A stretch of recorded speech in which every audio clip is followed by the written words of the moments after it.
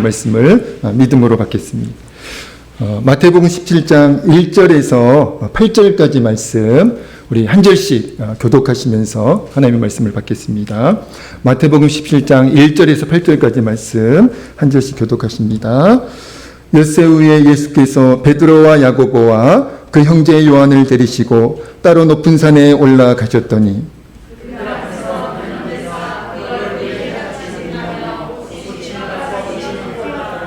그때 모세와 엘리야가 예수와 더불어 말하는 것이 그들에게 보이거늘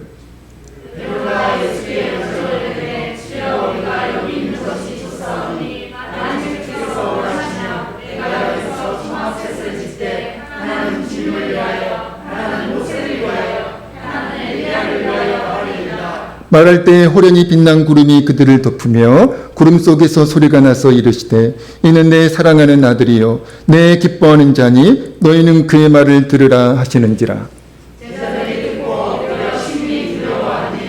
예수께서 나와 그들에게 손을 대시며 이르시되 일어나라 두려워하지 말라 하시니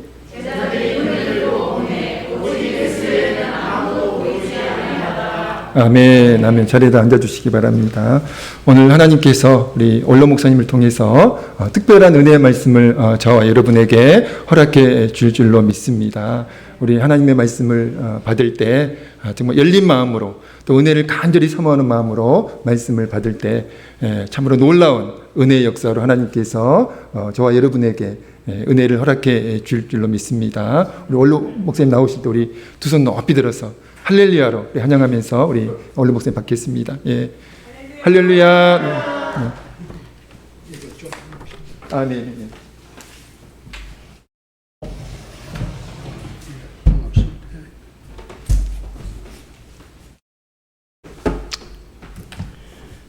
할렐루야. 네. 금년 여름 무척 더우셨지요. 근데 이제 가을이 분명합니다. 가을은 천고 마비의 계절이다. 이 말은 하늘은 높고 말은 살찔다. 또 그리고 가을은 결실의 계절이다. 참 좋은 계절이죠. 하늘은 높고 말은 살찌고 어디 가나 풍성한 열매를 우리가 누릴 수 있고 이 참 좋은 계절에 여러분 가정에도 하나님의 은혜와 축복이 함께 하시기를 주의 이름으로 축복합니다. 우리 복음성간장만 좀 부르십시다. 우리 마음의 문을 좀 열기 위해서 우리가 잘 아는 나의 모든 행실을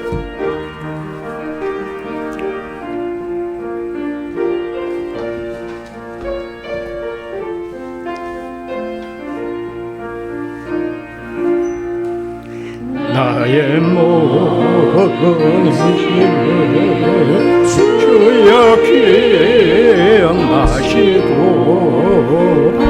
나의 인도하소서.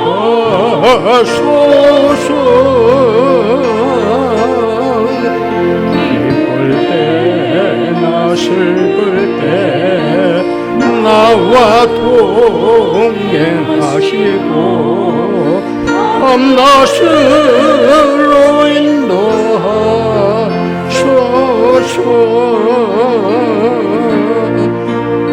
내 모든 형편을 다 기억하시고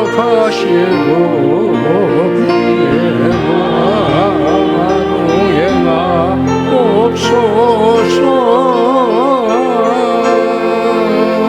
나의 생명주 앞에 남김없이 드리니 주여 나를 인도하소서.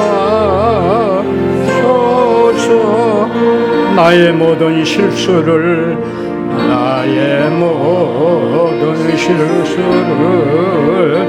주여 용서하시고 바른 길로 인도하소서.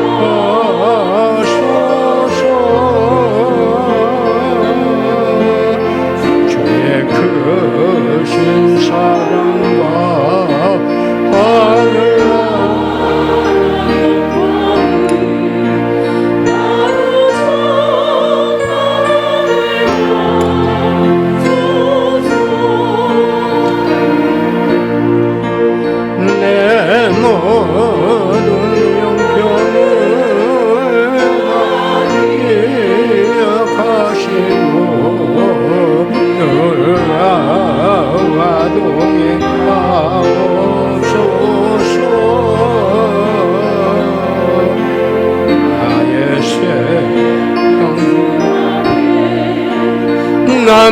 남김없이 드리니 주여 나를 인도하소서.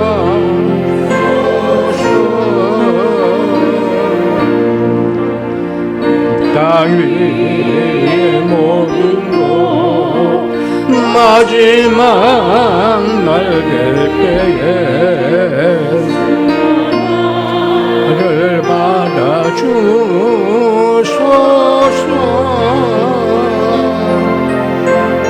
주의 얼굴 대할 때 예망 주시고 멸류관을 쓰게 하소서. 내 모든 형편을 다 기억하시고 내 마음과 동행하옵소서.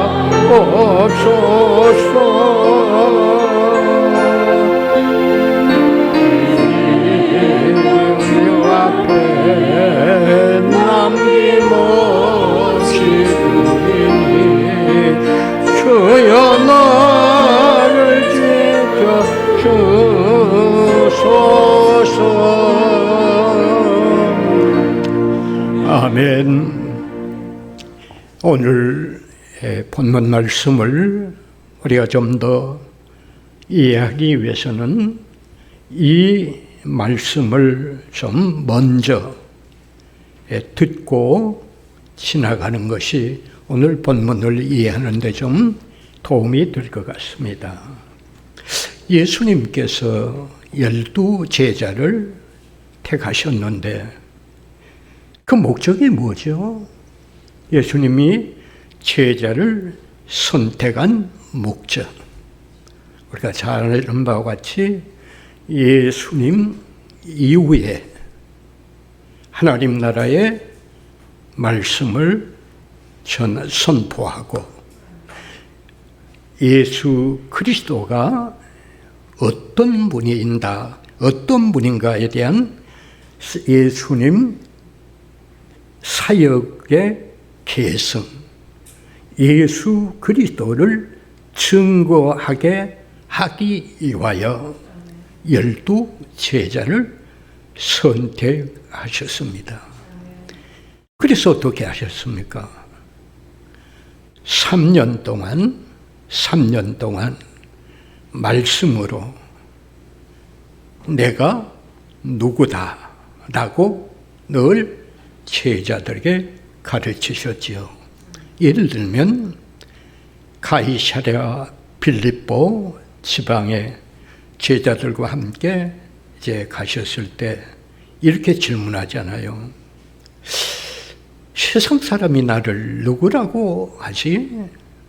할 때 제자들의 대답이 예레미야나 엘리야나 세례 요한과 같은 그저 선지자로만 알고 있습니다. 그래, 그럼 너희는 나를 어떻게 알지? 어떻게 이해하지? 할 때 베드로가 불쑥 나타나서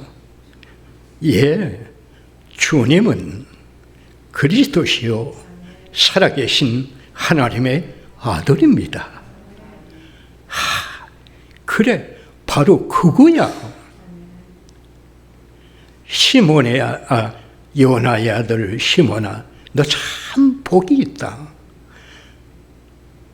이런 걸 알고 있는 것은 하나님의 은혜로 너에게 계시해 주시기 때문에 그걸 이해한 거야. 너 참 복이 있다.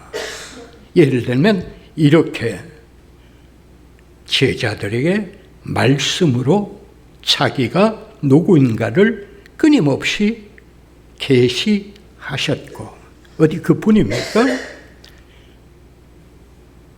때로는 폭풍을 잔잔케 하심으로, 또 때로는 잔치집에 가서 물을 포도주로 만드는 이적, 죽은 나사로를 살려낸 이적, 귀신들을 말씀으로 물리치는 이적, 이런 이적과 능력을 끊임없이 보여줌으로 제자들에게 나는 내가 누구인가를 끊임없이 말씀으로 능력으로 계시하셨다는 거죠.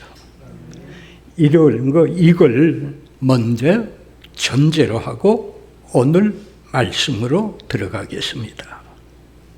오늘 말씀에 보면 예수님께서 제자들을 데리고 산으로 올라가셨다. 뭔가 자기를 계시하기 위해서 제자들 3명, 요즘 표현으로 하면 좀 적절한 예일런지 몰라도 윤핵관이 아니고 예핵관 3명, 베드로와 야고보와 요한, 이 세 제자를 데리고 산으로 올라가셨어요. 자, 그러면 1절, 2절을 읽어보고 산에서 어떤 사건이 있었는데 이 사건은 제자들에게는 어떤 의미가 있고 오늘 우리에게는 어떤 의미가 있고 이 본문을 통해서 오늘 우리는 무엇을 좀 확실히 이해하고 믿음의 확신을 좀 얻을까? 이게 오늘 본문 내용입니다. 1절, 2절과 우리 다시 한번 읽어보실까요? 시작.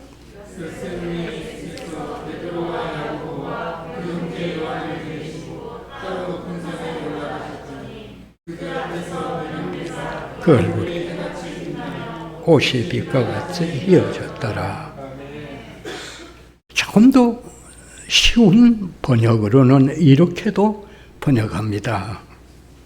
그의 얼굴에는 햇빛이 쏟아졌고 옷은 빛과 같이 휘어졌더라. 이건 예수님이 제자들의 눈을 속이려고 하는 마술이 아니에요.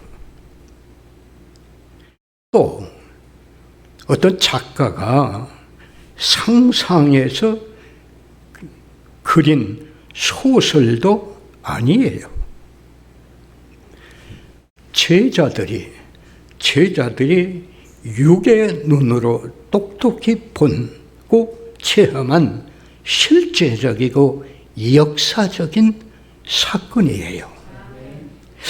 그러면 우리는 이런 상상력을 좀 발휘해야 될 것 같아요. 아니, 제자들과 방금 전까지 똑같이 함께한 육의 몸을 가지고 산에서 지금 올라왔는데 얼굴에서 얼굴이 빛으로 충만하였고 옷도 빛으로 빛이 빛으로 비추었다. 빛으로 환하여졌다. 그러면 예수님은 지금 제자들에게 뭔가 가르침, 교훈이 있고 가르침이 있고 뭔가 그들이 깨닫기를 원하는데 왜 갑작스럽게 제자들이 원하는 것도 아니고 예수님이 무슨 마술하는 것도 아닌데 왜 햇빛으로 충만하였을까? 도대체 이건 제자들에게 무엇을 의미하고 오늘 우리들에게는 어떤 교훈이 숨어 있을까? 그래서 저도 좀 상상력을 발휘하고 좀 기도하면서 육신인데 빛으로 충만하였다. 빛이시고 육신이다. 그럼 이 빛, 그래서 제가 빛에 대해서 곰곰이 좀 생각해보고 했더니 성경을 좀 이렇게 좀 묵상해 봤더니 성경 전체의 내용에서 여러분 여호와를 빛으로 말씀하셨다는 거예요. 그리고 예수님 자신도 요한복음에서 나는 세상의 빛이다. 나를 따르는 자는 어둠에 다니지 아니하고 생명의 빛을 얻으리라. 여호와를 빛으로 표현하였다. 그러니까 육신인데 빛이 되셨다. 그런데 하나다. 빛도 되시고 육신도 되시고. 이거구나. 예수님께서 이렇게 제자들이 원하는 것도 아니고 스스로 이렇게 변형되는 것은 제자들에게 이런 교훈, 이런 가르침, 이런 계시가 숨어 있다는 거예요. 너희는 지금 또 세상 사람들이 나를 단순히 목수의 아들로만 이해하고 있고 나사렛 예수라고만 이해하고 있는데 나의 본질은 하나님이시다. 나는 신성과 인성으로 되어 있다. 그렇기 때문에 나는 본질적으로 하나님과 동일하시지만은 하나님께서 인류를 구원하시기 위해서 나를 잠깐, 나는 창조 전에 여호와 하나님과 함께 있었는데, 존재하였는데 인류의 구속에 사명을 띠고 육신을 입고 잠깐 이 땅에 왔으니까 너희는 이제 이런 걸 깨달아서 유대인들에게는 그들이 지금 메시아를 선지자들에게 예언한 메시아를 기다리고 있는데 그들에게는 예수가 우리를 구원하러 오신 메시아다라고 확실히 증거하고 너희가 장차 내가 세상을 떠난 후에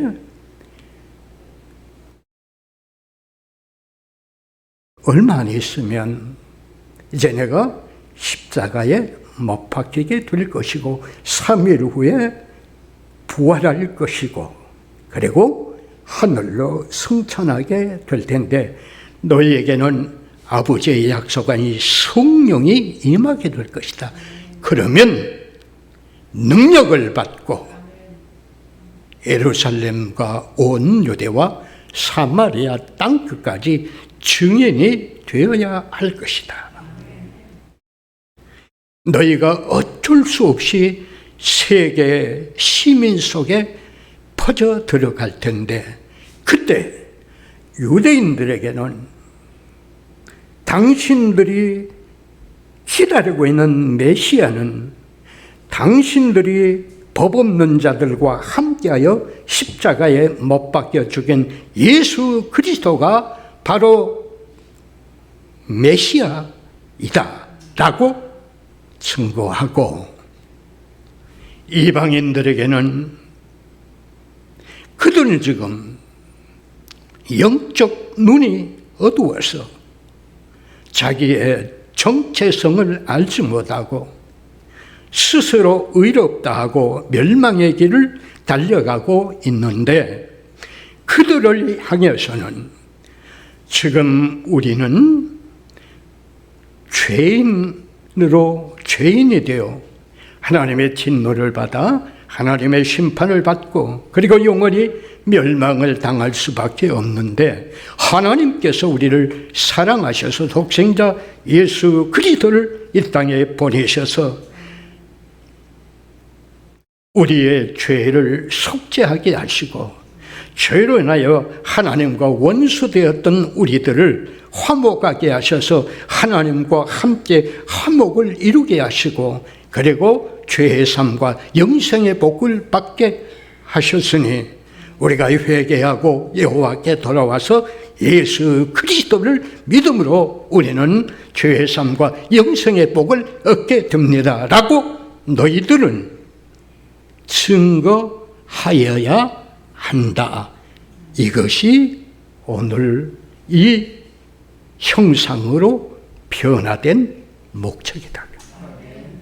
그렇다면 이 말씀이 오늘 제자들에게는 이런 의미였다면 오늘 이 자리에 앉아있는 우리에게 주시는 교훈은 뭘까?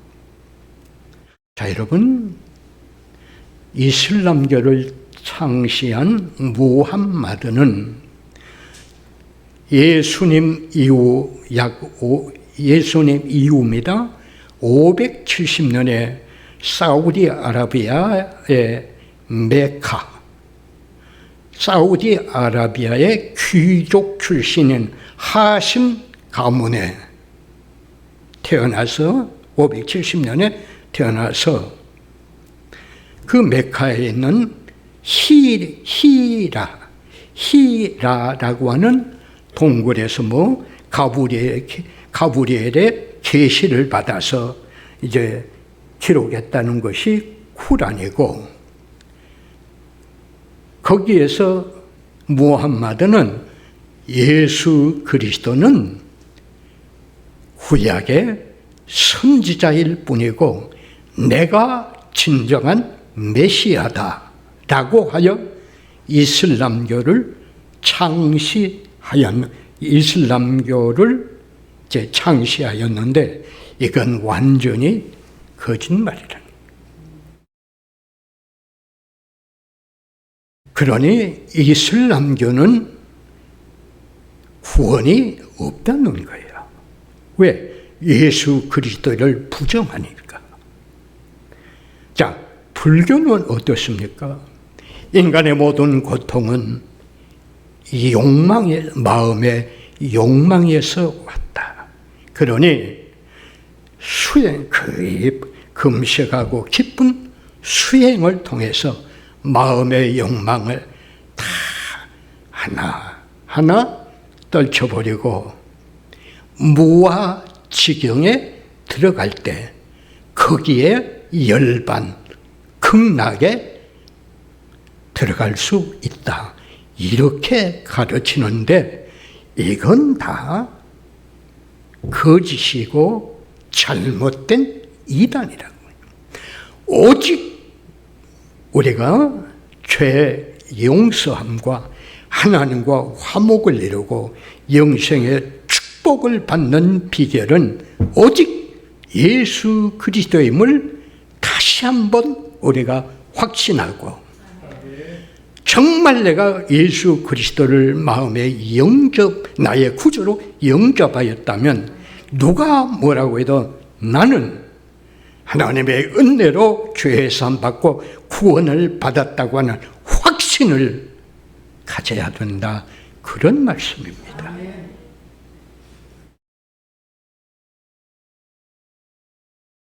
그래서 예수님께서도 늘 말씀하셨잖아요. 내가 곧 영생에 이르고 내가 곧 구원의 길이다. 내가 곧 진리다. 내가 새 생명이다. 라고 말씀하셨고, 디모데전서에 보면 사도 바울도 하나님과 우리 사이에 중보자는 한 분뿐이니 바로 예수 그리스도시다. 여기까지는 좀 다 알고 있는 내용이어서 좀 싱겁다. 근데 이제는 조금 더 깊이 들어가겠습니다. 자, 이게 1막이라고 하면 이제 2막으로 들어갑니다. 아니, 예수님께서 이렇게 갑자기 빛으로 충만하게 변화되셨는데, 이제는 또 말이에요. 2막이 전개되는데, 어떤 사건이 전개되니까 우리 3절을 한번 읽어보실까요? 3절을 시작.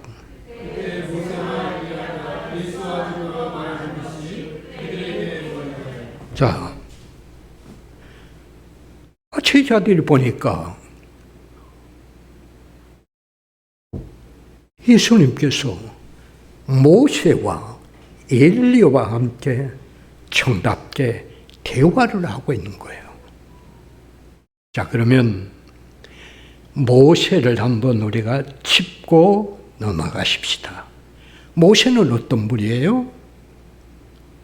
우리가 잘 아신 대로, 자, 출애굽기에 보면 미디안 광야에서 이드로의 양무리를 치다가 80세 되었을 때 하나님의 음성, 하나님의 소명을 받고 이스라엘의 애굽으로 내려가서 애굽에서 종살이하고 있는 이스라엘 백성들을 출애굽시켜서 광야 40년을 거쳐서 하나님께서 약속하신 젖과 꿀이 흐르는 가나안 땅에 들어가지는 못하고 직전에 다볼산이라고 하는 곳에서 주전 예수님 오시기 전 1450년경에 별세하신 분이에요. 모세가 가나안 땅에 들어가지 못하고 직전까지 거기서 하나님의 약속하신 땅 가나안을 바라보고 보는데 들어가지는 못하고 그 이스라엘 백성을 끝까지 가나안으로 인도한 분은 모세의 종 여호수아였어요.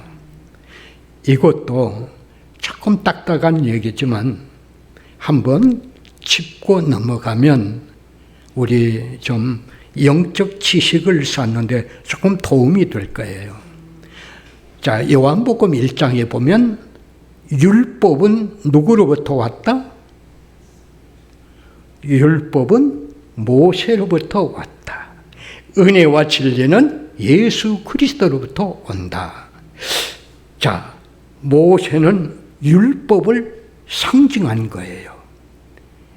그러니까 자, 하나님께서 약속하신 젖과 꿀이 흐르는 땅, 영적으로 하면 그것이 천국이에요. 천국의 모형인데 모세는 위대한 선지자였지만은 가나안 땅, 영적으로는 천국에 가나안 땅에 들어가지 못한 것은 영적 의미에서 우리가 율법을 지킴으로써는 구원을 얻을 수 없고 하나님의 은혜로 구원을 얻는다는 걸 예표하고 있는데 그건 잘 나가다가 약간 삼천포로 빠진 내용이고, 자, 오늘 이 본문으로 돌아와서 왜 예수님께서는 제자들 앞에 이미 1450년 전에 세상을 떠난 분과 함께 정답게 대화를 하고 있을까? 그렇다면 이건 제자들에게는 어떤 의미가 있고 오늘 우리에게는 어떤 은혜와 교훈을 줄까? 이럴 때 우리 한번 상상력을 한번 동원해 보죠. 도대체 뭘지? 죽은 사람 죽었는데 왜 나타나서 예수님과 대화하지? 이건 제자들에게 뭘 계시하시고 차후에 그리스도인들에게 오늘 우리들에게 어떤 메시지를 계시하고 있을까? 우리의 상상력을 동원할 때 이렇게 고백할 수 있습니다. 이렇게 깨달을 수 있습니다. 아하, 부활의 세계는 존재하구나. 모든 인간들은 죽으면 끝나는 거지 무슨 내세, 죽으면 다 이 세상은 뭐든 끝나는 거지 무슨 영적 세계고 무슨 영원히 존재하는 세계냐라고 하는데 절대로 그렇지 않습니다. 영혼이 존재하는 내세가 분명하다는 거예요. 여러분, 예수님께서 누가복음에 보면 예수님께서 부자와 나사로의 비유를 통해서도 분명히 우리에게 부자와 나사로의 비유를 통해서 우리에게 정확하게 너무나 정확하게 우리에게 알려주셨어요. 여러분, 죽음 후에 부활의 세계가 있습니다.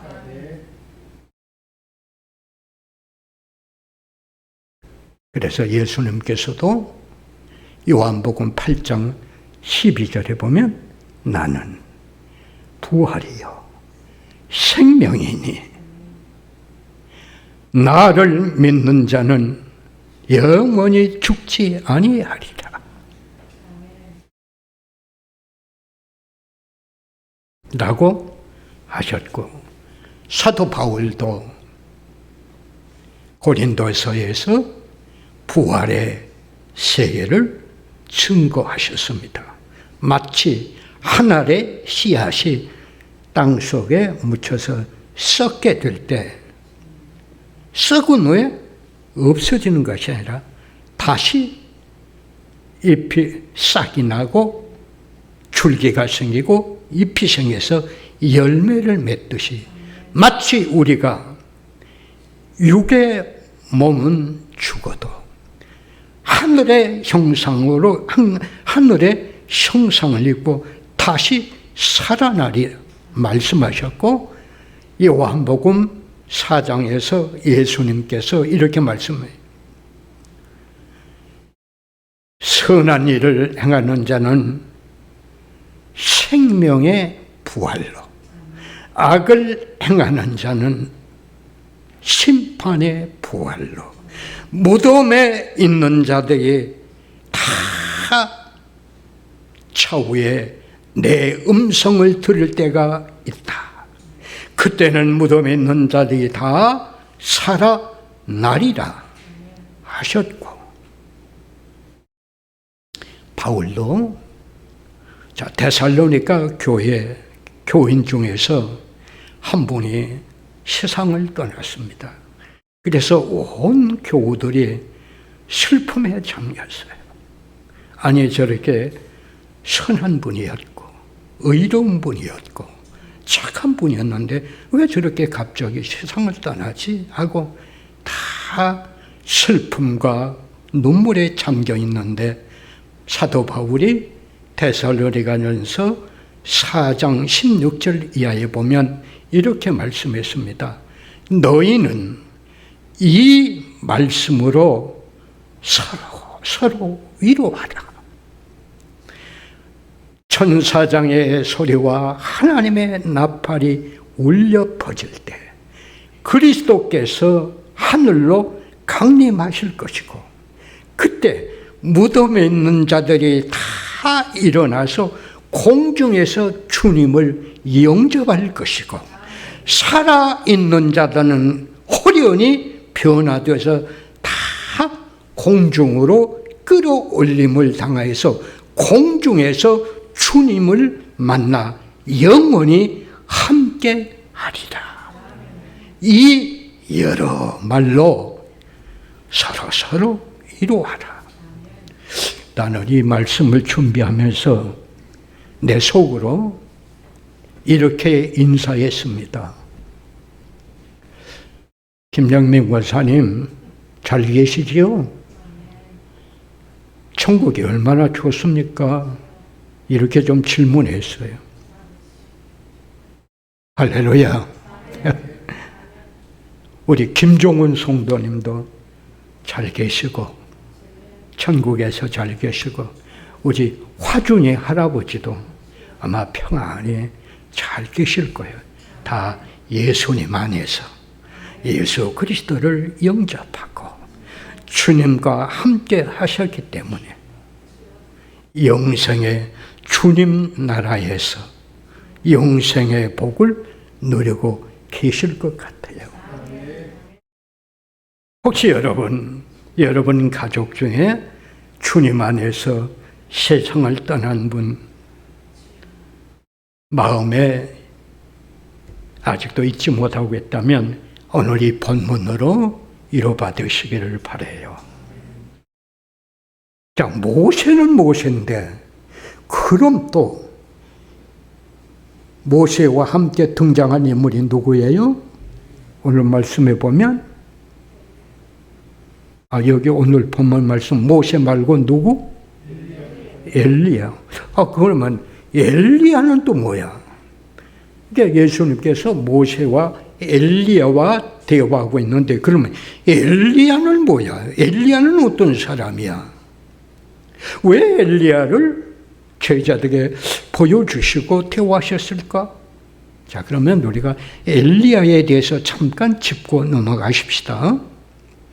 엘리야, 이분은 예수님 태어나시기 전 870년경 이스라엘 역사에서 가장 암울했던 아합 왕 시절에 애언 활동을 한 선지자인데 이 선지자는 흔히 하도 하나님의 능력을 많이 나타냈기 때문에 능력의 선지자다. 예를 들면 갈멜산에서 바알, 아세라 이런 우상을 섬기는 선지자들 850명과 갈멜산에서 전투하다가 일시적으로 하나님의 능력, 하늘로부터 불이 내려오고 하나님의 능력으로 그들을 전멸시킨 능력의 선지자, 불을 내리고 요단강을 갈라지게 하고. 근데요, 요단강에서 이분은 어떻게 됐나요? 성경에 보면 이분은 요단강에서 수영을 못해서 실수해서 물에 빠져 빠진 것이 아니라 그냥 요단강에서 회리바람을 타고 죽지 않고 회리바람을 타고 공중으로 올라갔어요. 죽지 않고. 모세는 죽었고 엘리야는 죽지 않고 그대로 회리바람을 타고 공중으로 들어올라 가신 분이 엘리야예요. 그러면 여기서 우리가 좀 지혜를 짜내 보십시다. 한번 생각을 정리해 보십시다. 모세는 죽었는데 이렇게 보여주신 건 부활의 세계가 분명히 존재한다 라고 한 것. 그러면 엘리야는 죽지 않고 그대로 공중으로 들려 올라갔어. 그러면 이건 또 우리에게 제자들에게는 어떤 의미가 있고 오늘 우리에게는 어떤 의미가 있을까? 여러분은 어떤 것이 생각나나요? 우리가 지난번에 늘 우리가 총말론 세미나를 했을 때 우리가 재림과 함께 예를 들면 종말이 되면 대관란도 있고 휴고도 있고 공중재림도 있고 이런 우리가 종말론 세미나 할 때 그저 다 배우셨잖아요. 종말의 징조가 있고 그 다음에 대환란이 있고 그 다음에 적그리스도가 있고 휴고가 있고 공중재림이 있고 뭐 이런 거 다 배웠는데 그런 것을 한번 머릿속에서 조금 이렇게 상상을 해보면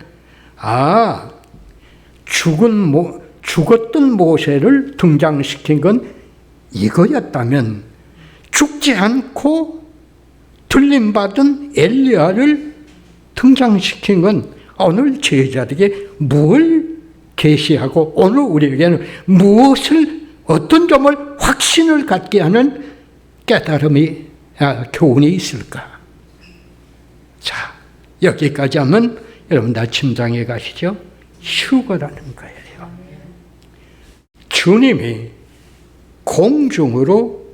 먼저 공중으로 재림하시면 그때 무덤에 있는 자들은 다 부활해서 공중에서 주님을 영접하고 이 땅에서 살아있는 그리스도인들은 호련히 변화되어서 공중으로 올라가서 공중으로 끌어올림을 당하여 휴거라고 하는 것은 끌어올림을 당한다. 끌어올림을 당하여 마치 엘리야가 회리바람을 타고 변화되어서 공중으로 끌어올림을 당한 것 같이 이 시대 주님의 공중으로 재림한다면 우리들이 갑자기 변화되어서 하나님의 능력으로 끌어올림을 당하여 공중에서 주님을 영접하게 한다는 진리를 우리에게 확신시켜준다 그런 말씀이에요. 그래서 예수님께서 마태복음 24장에 보면 이렇게 말씀하셔서 두 여자가 맷돌을 갈고 있는데 한 여인은 데려감을 당하고 한 여인은 버려둠을 당할 것이고 두 여자가 밭에서 일을 하고 있는데 한 여자는 데려감을 당하고 한 여자는 버려둠을 당할 거예요. 데려감을 당한다. 휴거를 말씀한 거예요. 물론 교단마다 학자들마다 조금씩은 교단, 장로교 또 성결교 교단마다 또 학자들마다 약간의 견해 차이는 있습니다. 그러나 보편적으로 우리 예성교단에서는 이 진리를 고수하고 있습니다. 약간의 차이는 있습니다. 예수님이 공중재림이 있느냐 없느냐, 예수님이 재림이 지상재림은 한 번뿐이다. 휴거가 대환란 후에 있느냐, 대환란 전에 휴가되느냐, 이런 조그만 교리적인 차이는 있지만 휴거에 대한 학설은 정확합니다. 믿으셔도 됩니다.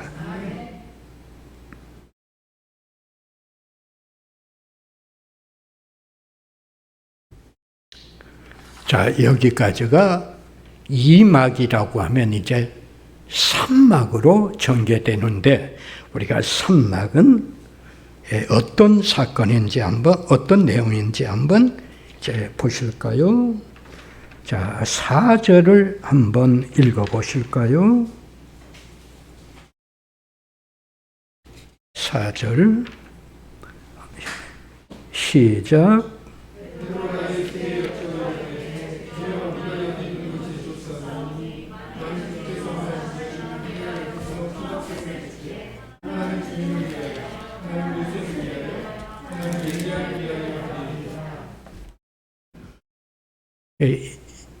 이제 베드로가, 예수님은 끝이 났어요. 이렇게 끝이, 이 막으로 끝이 났는데, 이제 그 상황이 끝나니까 베드로가 불쑥 나타나서 하는 말이 이런 말이에요. 주님, 주야. 정말 여기가 좋네요. 우리가 세상에 지금까지 나는 업으로서 지금까지 살아왔고, 세상을 살다 보니까 참 복잡하고 신경 쓸 일 많고 고민할 일 많고 이렇게 저렇게 시달리다 보니까 참 평안을 몰랐고 기쁨도 몰랐고 정말 곤고했는데,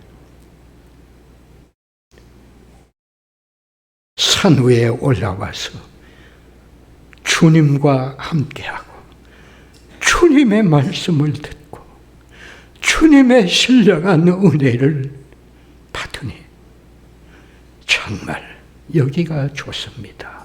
그러니 우리 산 아래로 내려가지 말고 이곳에서 초막 셋을 짓고 주님이 허락하신다면 하나는 주님을 위하여, 하나는 모세를 위하여, 하나는 엘리야를 위하여 드리고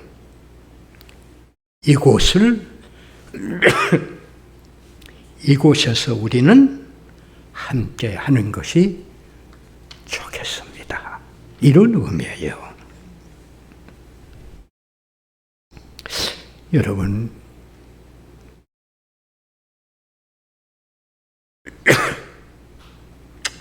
제가 이 베드로 선생님의 이 고백을 들으면서 우리를 한번 생각해 봤어요. 정말 이 세상에서 모든 사람들이 편안한 자리, 기쁜 자리, 즐거운 자리, 뭔가 나에게 도움되고 안식처가 되는 자리, 바닷가도 좋고 백화점도 좋고 안락한 의자, 안락한 탁자도 좋고 정말 좋은 곳, 기쁨의 장소, 정말 마음의 안식처를 찾는 것이 우리들의 인생이고 오늘 우리들인데, 여러분 정말 이 세상을 살아가면서 가장 안전하고 즐겁고 소망이 넘치고 기쁨이 있고 참 평안이 있는 장소는 어디예요? 어디예요? 여러분, 주님의 은혜가 있고 진리가 있고 말씀이 있고 성령의 은혜가 있는 장소가 정말 우리에게 좋은 장소임을 꼭 기억하시기를 바라요. 자, 요즘도 우리가 휘황찬란한 참 우리의 눈길을 끄는 것이 사방에 참 많아요. 참 저곳에 가면 평안하겠다. 저쪽 가면 좋겠다. 이쪽 가면 좀 좋겠다. 근데 정말 끝까지 지켜보면요, 결국은 정말 우리들에게 좋은 장소, 정말 기쁨을 얻을 수 있는 장소, 참 평안을 얻을 수 있는 장소는 하나님의 말씀이 선포되고 성령의 은혜가 넘치고 하나님의 임재가 있고 하나님의 진리의 말씀이 있는 곳이 정말 좋은 것이 돼요. 정말 좋은 장소예요. 한 걸음 더 나가서 그렇다면 이런 장소는 바로 성전이에요. 성전. 어디 가서 우리가 이런 귀한 말씀을 듣고 어디 가서 우리가 성령의 하나님의 임재를 경험하고 주의 말씀을 듣고 진리를 깨달아서 믿음을 더해가고 하나님의 말씀으로 위로를 받고 소망을 얻는 것이 교회 말고 어디가 있단 말입니까? 성전을 사모하세요. 성전을 가까이 하세요. 에스겔서 47장 1절 이하에 보면 에스겔서 47장입니다. 1절 이하에 보면 성전 문지방에서 물이 흘러나오더라. 그런데 이 물이 흘러가는 곳마다 다시 살아나고 이 물이 닿는 곳마다 나무마다 식물은 번성하게 되고 나무들은 열매를 맺게 되고 죽은 사해 바다가 다시 살아나서 물고기가 번성하더라는 거예요. 성전 문지방에서 물이 흘러나왔다고 하는 건 여러분, 이건 하나님께서 성전을 통하여 우리에게 성령의 은혜를, 말씀을 통하여 하나님의 은혜를 상징하는 거예요. 이 은혜가 닿는 곳마다 다시 소생하고, 죽은 것이 소생하고, 잎이 피지 못하고 열매를 맺지 못한 나무들이 전부 열매를 맺고 죽은 바다가 다시 소생해서 고기들이 가득하다는 거예요.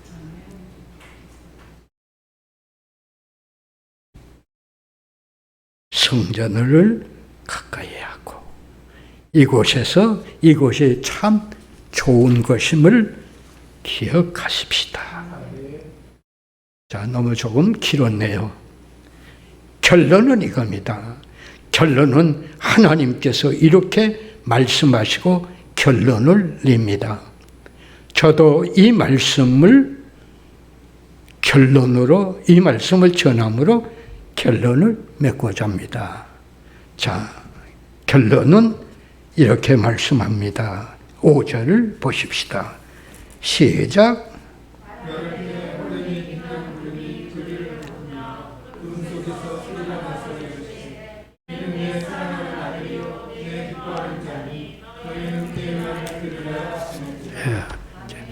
하나님께서 이 모든 것들을 다 살펴보시고 이 모든 사건의 결론은 뭡니까? 이는 내가 구별한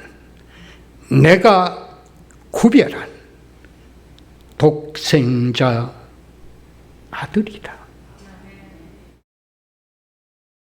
그러므로 그의 말을 그가 계시한 걸 잘 듣고 깨닫고 그의 말을 잘 들어라. 기도하십시다. 주님, 부족한 것이 잠시 주의 말씀을 전하였습니다. 이 말씀이 우리 성도들에게 은혜와 교훈이 되게 하옵소서. 아버지께서 이 교회를 사랑하시사 귀한 담임 목사를 세우셨사오니 영역을 7배나 더하여 주시고 많은 일꾼들을 붙여주셔서 하나님의 교회를 이끌어가는데 조금도 부족함이 없도록 인권과 영역과 물질로 풍성하게 허락하시고 내조하는 사모님과 자녀들 외에도 가정 외에도 하나님의 은혜와 평강이 충만하게 하시고 우리 귀한 사자를 꼭 붙들어 주셔서 하나님의 교회를 부흥시키고 주의 큰 사역을 잘 감당할 수 있도록 건강과 능력과 은혜를 허락하여 주옵소서. 여러 모양으로 봉사한 손길에 하나님의 은혜와 축복이 영원히 함께하여 주시옵소서. 예수님 이름으로 기도하옵나이다. 아멘.